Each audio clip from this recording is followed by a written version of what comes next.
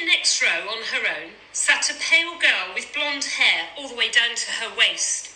Her blouse had a neck ruffle that came up to her chin, and she kept tugging it down and grimacing. She was determinedly not looking out of the window. The airfield they had just left had been dusty and almost deserted, just a strip of tarmac under the ferocious sun.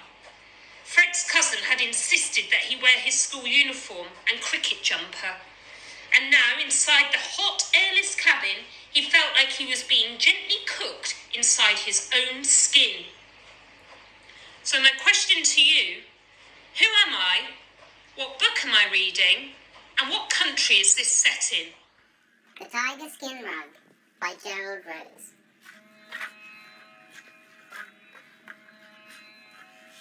There was once a very thin tiger who lived on the edge of the jungle.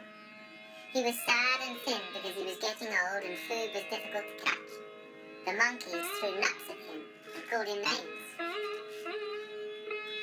At night he would gaze at the Raja's palace, and sometimes he would look in the windows as the Raja and his family ate their food in warmth and comfort.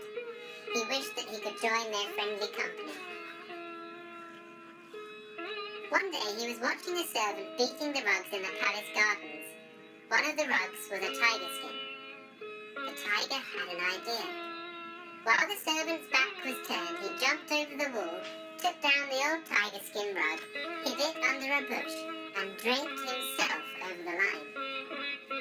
The servant continued with his beating, and beat poor Tiger even harder than the rest of the rugs, because he looked so dusty and moth-eaten.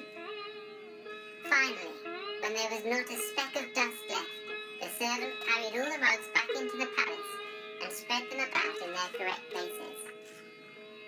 Tiger was put in the dining hall. Soon the Raja and his family came in to have their evening meal. They laughed and ate and talked, and Tiger was glad to be in their company.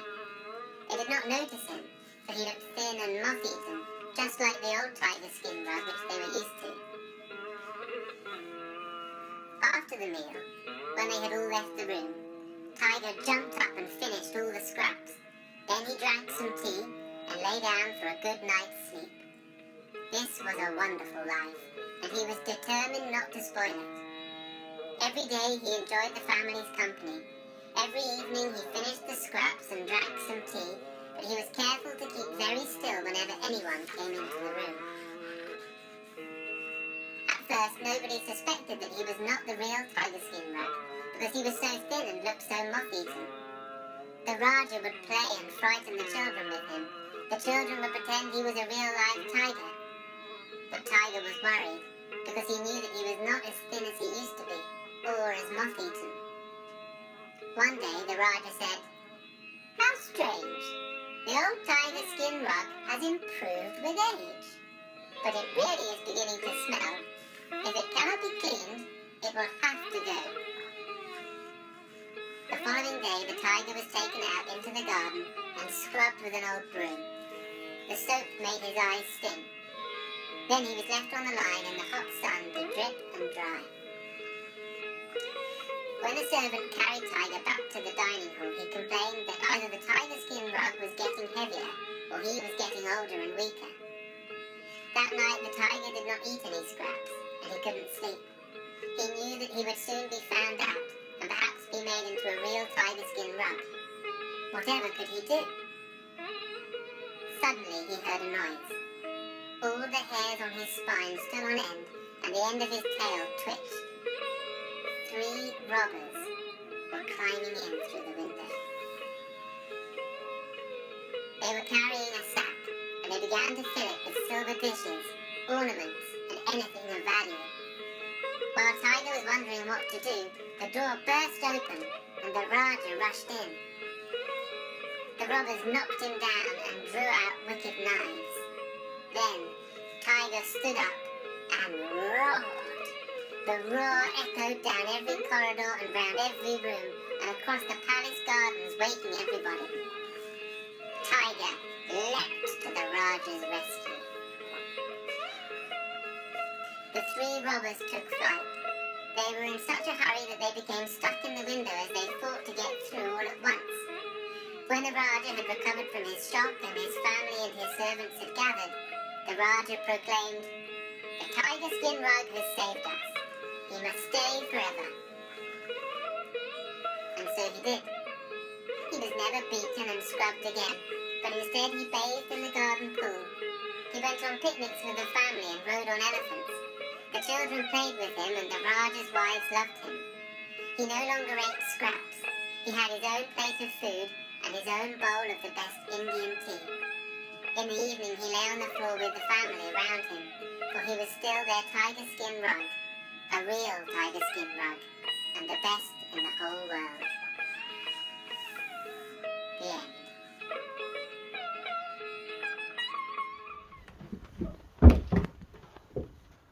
They were standing in an area full of flags and vast, solemn-looking buildings. As the rooftops got wider and larger, Matteo went faster. Once on the fiddliest roof of some kind of chapel, Sophie stumbled and her stomach inverted. She clutched the cross for balance and stopped to catch her breath. The wind was high, and across the road a shadow was swinging by its knees from the top of the lamppost. Who am I? Where are we? And what book is this? Au revoir!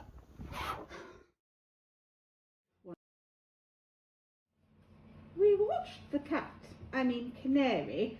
Actually, I think I mean cat Mary, until it flew out of sight. Then the doorbell rang. It was Jill, our neighbour. She lives on the other side of the forest in a house full of animals. She got 2 dogs, a goat, 3 horses, 4 goldfish, 1 cow, 6 rabbits, 2 guinea pigs, 1 camel, 1 donkey and 1 cat. "Uh-oh," said Terry. "She's probably looking for her cat." "Don't tell me that was Silky you just turned into a canary," I said. "Okay, I won't," said Terry, but it was. This was bad. Jill loved that cat. She loved all her animals, but she especially loved Silky. "Oh no," I said. "She is going to be really mad when she finds out what you've done. Maybe we shouldn't tell her." "Good idea," I said. "Let's pretend we're not home." We did our best to lay low, but it's pretty hard to hide in a treehouse. "It's no use hiding," called Jill. "I can hear you, and I can see you. And Silky's gone missing, and I was wondering if you'd seen her." "No," I said quickly, "she's not here. Now, before you start thinking I'm the kind of person who would tell a lie, I'd just like to point out that although the first part of my sentence, 'no,' was technically a lie, the second part, 'she's not here,' was definitely the truth, which, I'm sure you will agree, cancels out the lie." "Oh," said Jill sadly. "Well, anyway, I've made up a missing cat poster. Can I put one on your tree?" "Sure," I said. "It's the least we can do," which we also definitely was 100% true.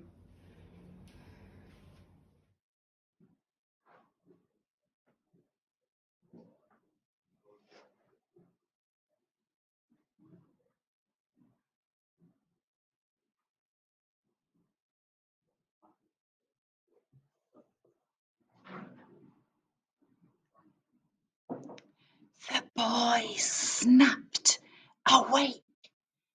He seized the sword. Tenno hardly dared to breathe. He sensed someone else was in the room. As his eyes grew accustomed to the dark, he searched for signs of movement, but he could see nothing. Only shadows within shadows. The moonlight seeping ghost-like through the loosened paper walls.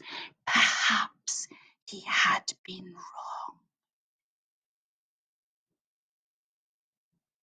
His samurai training, though, warned him otherwise.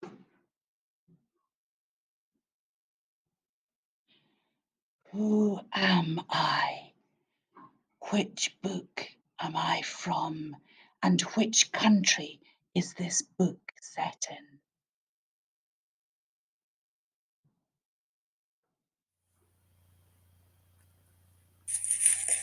There are some places you would not want to go, even if I told you that we have oceans clear and blue as summer skies, filled with sea turtles and dolphins, or forest-covered hills lush with birds that call through air thick with warmth.